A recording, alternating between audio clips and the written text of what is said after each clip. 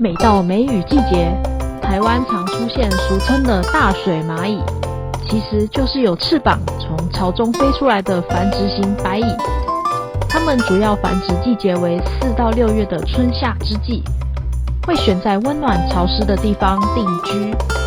白蚁因趋光性，雨天常顺着光源飞进住家或从门窗缝隙钻入，寻找合适地点，翅膀脱落后进行交配，建立新的巢穴，也是造成家里最直接的危害方式。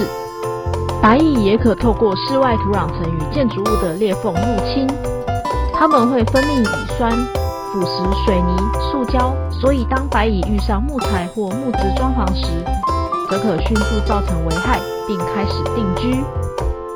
白蚁体内含水量高，水分是白蚁生命中的必要因素，也是限制白蚁活动及分布的主要原因。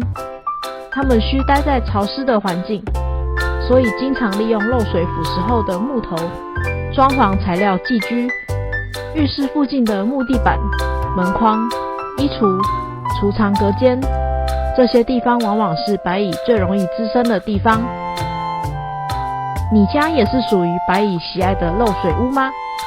想要远离白蚁，从根本做起。